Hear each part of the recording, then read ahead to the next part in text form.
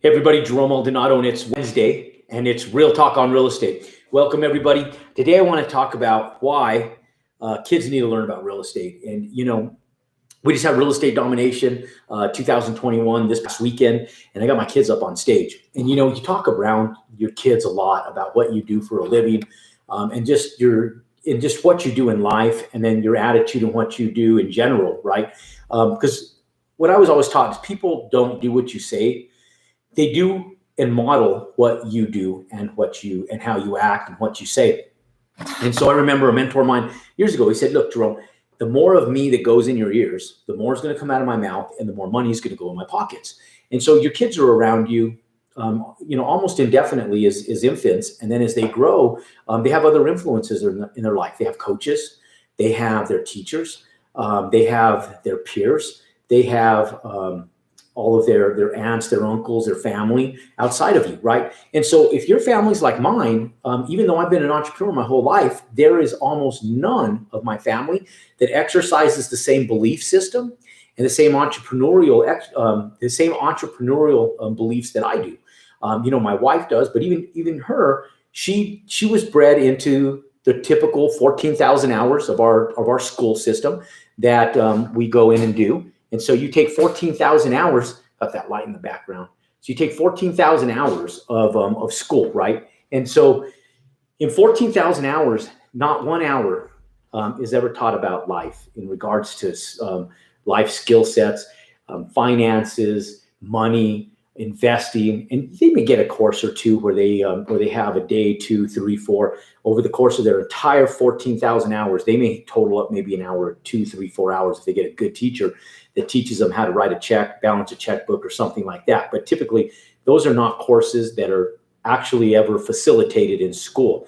And so how many hours of this do they get? Well, it can start with you. And so I always tell people that if you exercise some of these skill sets, so for those of you guys who are investing in real estate, wanting to invest in real estate, and there's no other better reason to learn that skill set than to do it yourself. Because if you do it, you talk about it and you're around it, guess what your kids are going to acclimate to? They're going to acclimate to what you're doing. And so lo and behold, my kids are around me less now as they're getting older, but a lot growing up. And they would see the chaos of some of what we did. And so a lot of times they would sit back and go, okay, Dad, I don't want to do anything with that because what you're doing is too stressful, right? Because they don't understand as kids.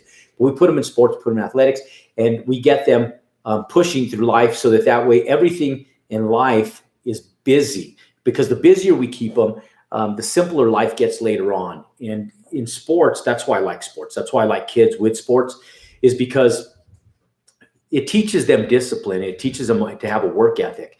But what it also teaches them is it teaches them how to pay attention to coaches and other stuff. And it's funny what kids learn. So one thing that I have always told my kids, I said, look, you don't have to do all of what Daddy does in regards to the construction company that we run. I understand that part of the business is very stressful. That's the reason Daddy wants to get out of that. But understand that that's also the vehicle that allowed us financially to get into the real estate game in the magnitude that we've been able to get into it at.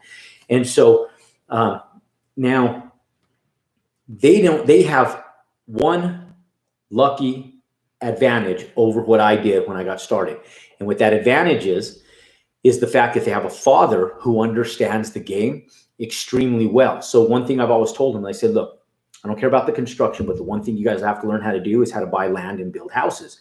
And with that, I'm going to teach you how to go out and buy multi-unit real estate to invest that money in and learn about finances, taxes, and everything. Because here's the thing. If I start teaching my kids now at the ages of 10 and 13 about finances, about money and financial literacy, imagine where they'll be when they're 25. Imagine where they'll be when they're 30. Imagine where they'll be when they're in their late 40s like I am. And you sit back and go, wow, if I would have just had somebody teach me that stuff, imagine where I'd be today. Okay, so think of that in perspective to where you are right now, where you want to be, and when you think about children. And so here's the things. I'm going to go through this in steps. Okay, so one of the major reasons to teach your kids about real estate is because, one, it gives them financial literacy. Okay, Why do they need financial literacy? You sit back and go, money's the root of all evil. My kids don't need to know about making money. Okay, we'll tell them that when Repo Man is taking their car, or when their family, as they get older, wants to take an expensive vacation and they can't because they can't afford it. One thing I told my wife when we were young is I said, I never in my entire life ever want to tell my kids we can't afford it. I never want those words to ever come out of my mouth. Those are words that I never want my kids to ever hear. Now, I may say that's expensive. Explain to me what the value is because I don't get it, right? That's different. But I want them to understand about financial literacy, because if they understand about financial literacy, they can understand about good debt. They can understand about bad debt and the difference between the two. And what is the difference between the two? A lot of people that are watching this don't even know the difference between the two. Good debt is debt that you obtain that makes you money. And bad debt is debt that you obtain that costs you money. And so what's the difference? Well, that exotic vacation we were just talking about. If you put it on a credit card to go on that vacation and you put $10,000 on that credit card, now you're in debt to that card and you're paying every month that $10,000 because of interest. If it takes you 2 years to pay it off at maybe a 17, 18, 20% interest rate, which a lot of cards have, now that $10,000 all of a sudden lands up costing you somewhere in the neighborhood of $14,000 for that exact same vacation, okay? Now, good debt. The difference is good debt makes you money.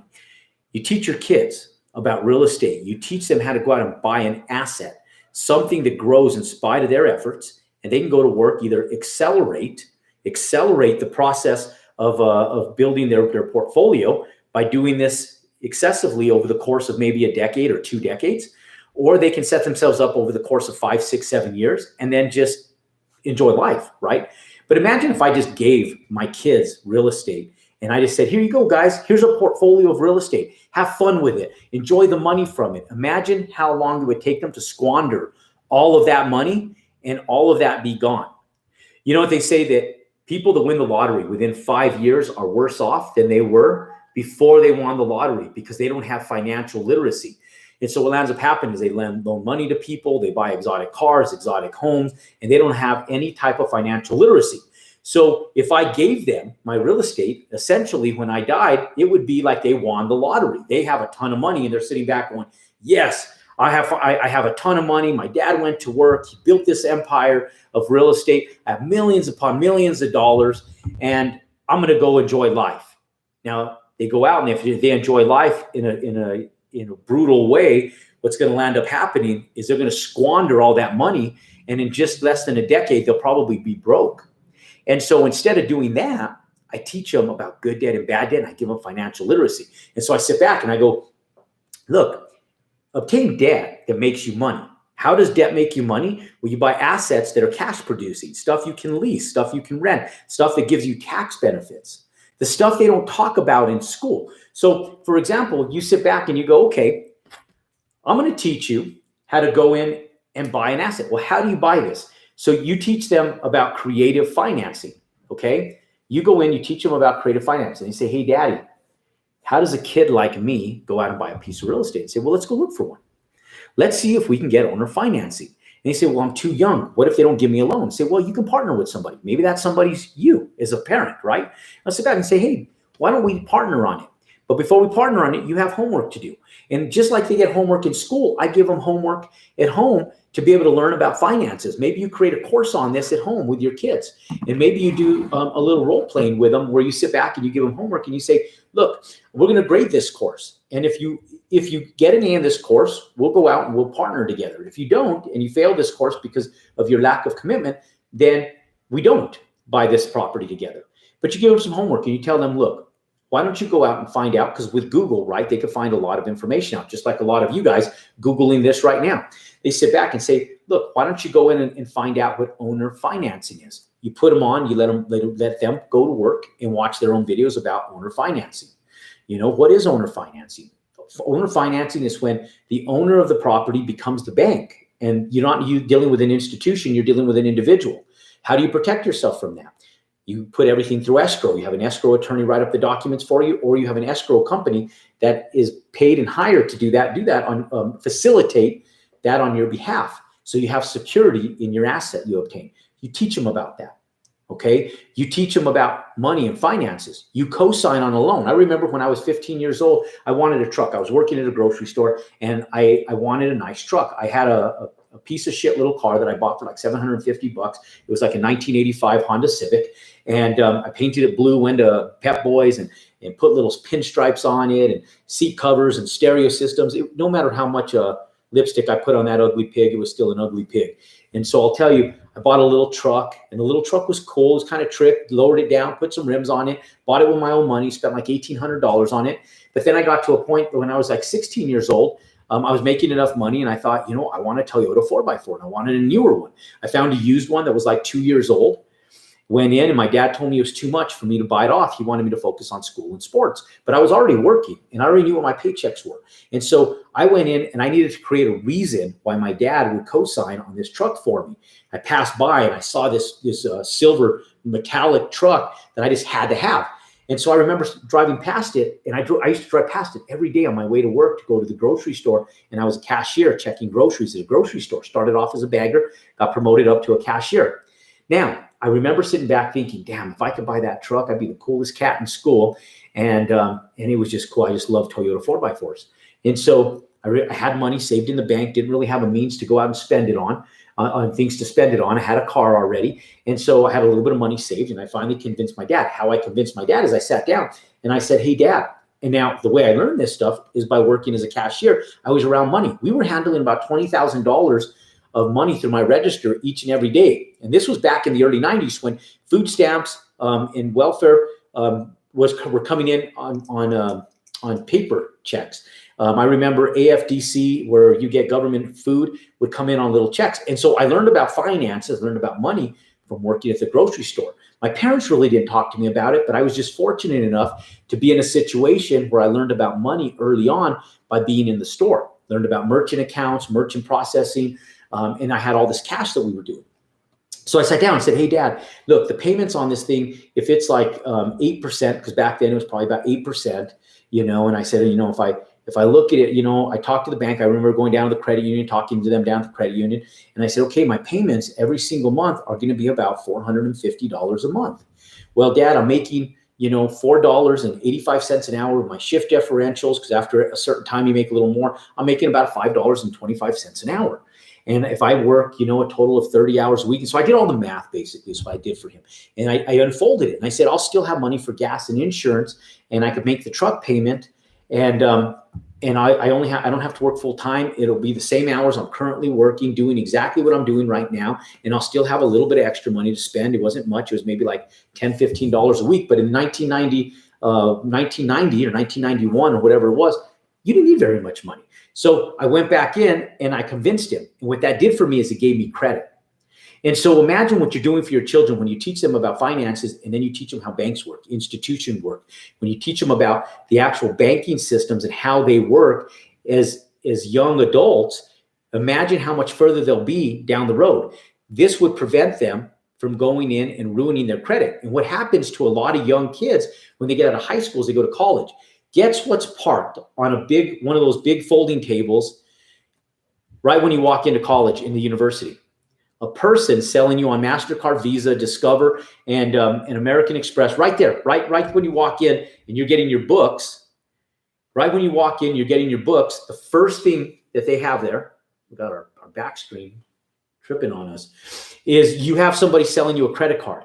And so I remember my first day, I walk into the bookstore and I'm getting all my courses done, and I fill out a little application for a Discover card, and I get this $1,000 credit card. Well, thank God I was one of the kids that understood about having to pay that back. But imagine most kids getting out, they go and get this credit card, and the way they ruin their credit is they go out and they go, wow, I have $5,000 at my fingertips. And they go out and what do they do with it? What's the first thing the kids do with it? They spend it. They go out and they party with it, or they do whatever the kids do with it. They buy it and eat it, and food and fast food and everything else, right? Living in the dorms and doing whatever they do. And so they go out and they're fugeless with it because they don't understand about good debt and bad debt. But if you teach your kids this stuff in advance and they go out and they have those credit cards, now they're thinking different. They're saying, well, shoot, I got $5,000 worth of credit on my credit card in college. I wonder if I can buy another house utilizing somebody else's money. And if you've taught them, then they understand about financial literacy, about good debt and bad debt. So if you can go out and you can make an ROI that's maybe 12% and it costs you in today's day and age, maybe 4 or 5%, the return on investment is extremely lucrative. And so one, you want to teach them these life skills because most kids are not taught this. Imagine where you would be if your parents taught you this stuff. The life skills that it'll give you. You know, you ever heard the saying that you could teach a man a fish and you'll feed him for a day, but if you teach a man a fish, you can feed him for a lifetime. And so if you teach your kids how to go out and have financial literacy, and you teach them about building wealth, you're going to build a legacy. If you give it to them, they're going to lose it all, and they're going to be in debt. And then not only are they going to be in debt, but they're going to be in a worse situation than they were otherwise, and they're going to land up going out and losing all of the money and hard work that you've made because you didn't teach them about it. So real important. Now, if you teach them about it, let's go through some of the positive things. Financial literacy, we went that. Life skills, being able to teach them about money, finances at an early age. Their mindset already works that way on how the world really works. Financial security. How about that for a kid? You know, how many people do you know, young adults right now, they will go through college, they spend 4 or 5 years in college, they get out, and a lot of them come out with egos and they sit back and say, yes, I got my degree, I'm an accountant now, or I'm a teacher now, you owe me a job. And they show up to get a job. I get these all the time. They show up in your office to interview for a job, and they sit back and go, yeah, I want $60 an hour. You know, I just graduated from college. Well, what skills do you have?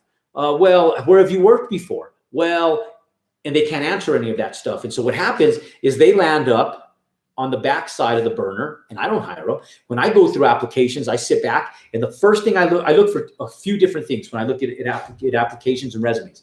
I look for how frequently they change jobs.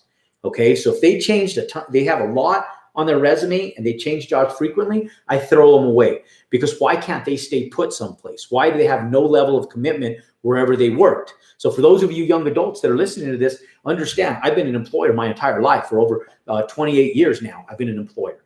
And I've been interviewing and hiring people for the mass majority of my adult life. And so I look for that. I sit back and go, I need somebody that holds commitment. Now, another thing I look for is I look for real applicable knowledge.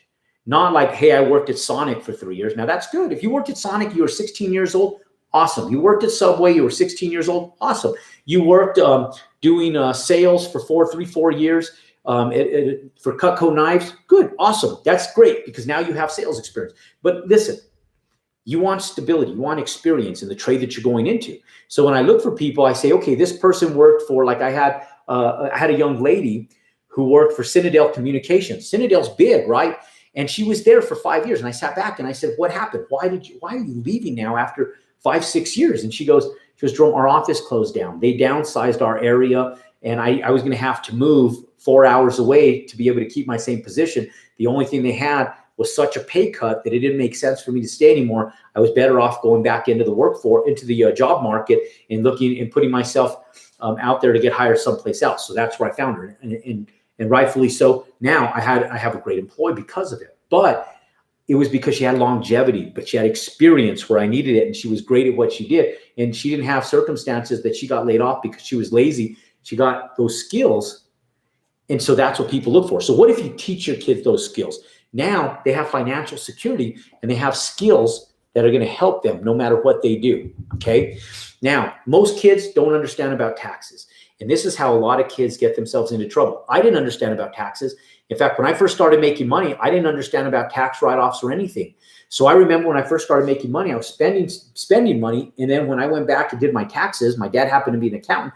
I took him all my stuff in a shoebox, and he goes, okay, Jerome, you owe this much in taxes. And I said, there's no way. They told me that I could have tax write-offs. Well, I didn't know what a tax write-off is because nobody taught me about it.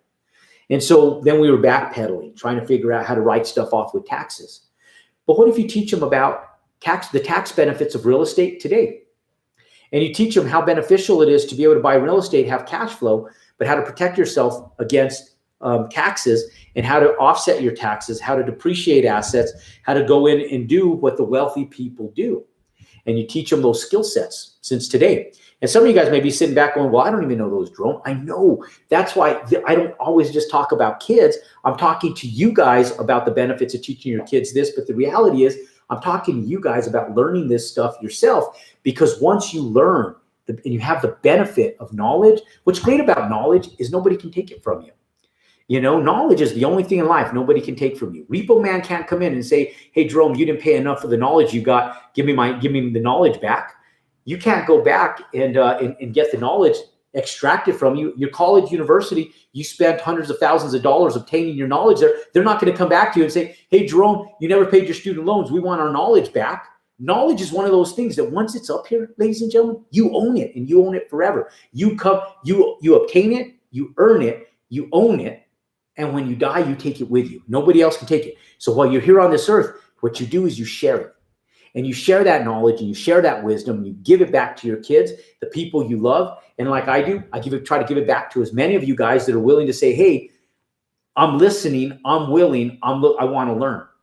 And so if you teach them that, you'll feed them for a lifetime, ladies and gentlemen. They will build a legacy bigger than you did, bigger than I did. I didn't have that opportunity for my parents to sit back and teach me about financial wealth, financial literacy, because them themselves don't even understand it today.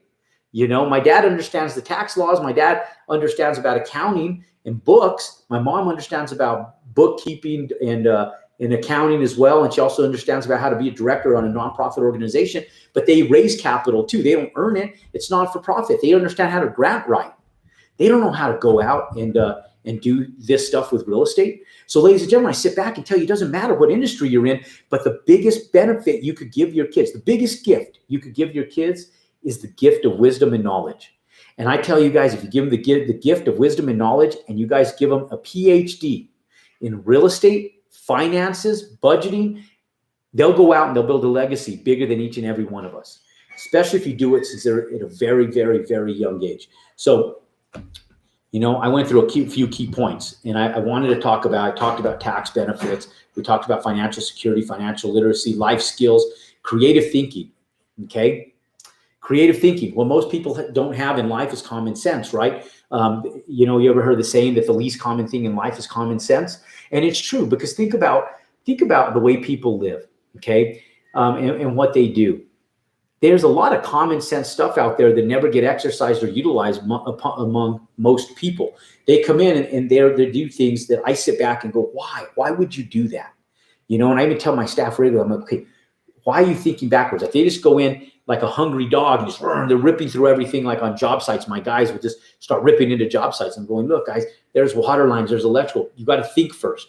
What's the best plan of attack to do what we need to do more efficiently without being wasteful, you know? And so a lot of what we do, I tell parents, I go, look, if you teach your kids about wealth and money, and you think they learn about the concepts of how to creative think, like if they're learning about creative financing, if they're learning and trying to figure out a way that they can actually do what you do at a young age, that gives them creative thinking skills, problem solving skills. So in life, when problems get hard for them, they don't sit back and freak out. They sit back and go, you know what, there's a solution. They become more solution-based than problem-based. And the problem with most people in the world today is the fact that they're more problem-based than they are solution-based. And because of that, they focus and dwell on problems. So think about it. You know, most people out there, something happens, and I go through this every day. In fact, I have one of my sales guys just recently, and he, everything that came out of his mouth was negative. I tell him, look, you can't, and I get frustrated because I say, look, you can't think like that. If you continue thinking like that, your results are going to suck. They're poor. That's why your results are, they're shitty. They're poor, because you're thinking about the problem and not focusing on a solution. So when you get your mind thinking creatively, now you become solution-based, not problem-based. Okay. So for all of you guys that are listening, one of the ways that I buy real estate is I do critical thinking. I sit back and I think, okay, what's my worst case scenario? And then I work myself backwards from my worst case scenario, from my worst negative case scenario, and I work backwards to my best case scenario. And I'm problem solving, backpedaling through every piece of real estate that I buy. So if you teach your kids how to think, and they learn how to problem solve, like the problem solving on how to get financing, how to find real estate, how they themselves can get involved in this stuff, what happens is they start being able to create a pattern of being more solution-based in their life, hence becoming more successful financially and even individually, personally, better relationships, everything because of it, okay?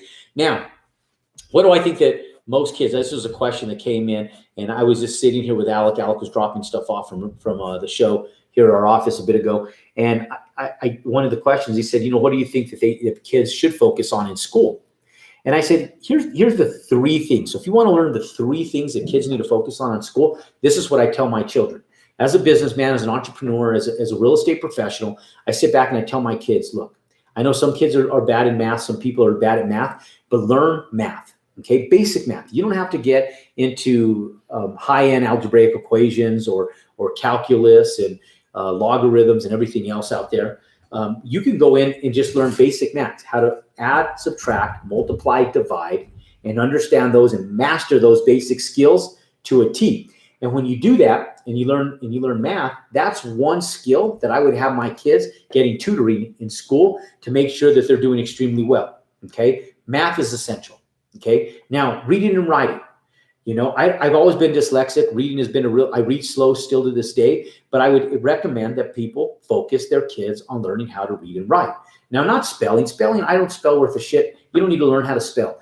You can spell, you can have spell check for spelling, okay?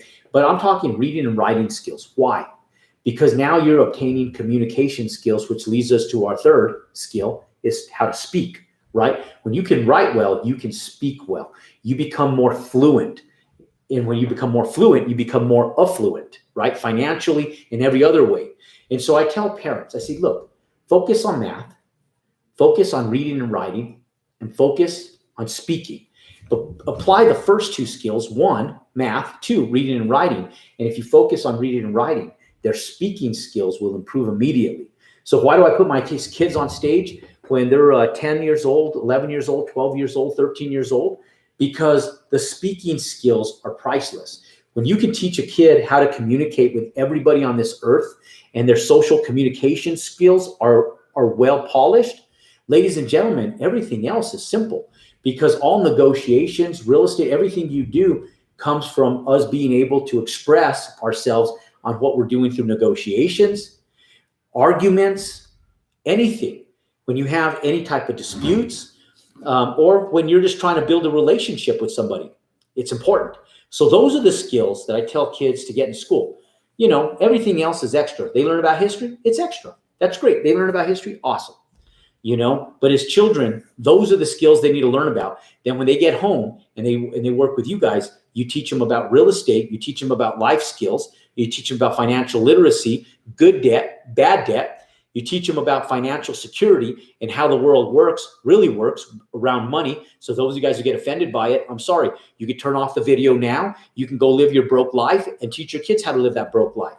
And there's those people that sit back and they say, my parents were broke, my grandparents are broke, I'm broke, you're going to be broke. We're just not those type of people. So we're just going to live our life broke, miserable, and in sorrow because we suck, right? That's what you're telling your kids. And instead of telling them, I'm sitting back saying, no, that's not the way life works. Life works. God made us equal. You go out and you learn this stuff. We live in an education age right now, ladies and gentlemen. You can jump on Google. You can jump on your phone and just say, hey, I want to learn about X, Y, and Z. And then boom, X, Y, and Z pops up. And there's a ton of information out there.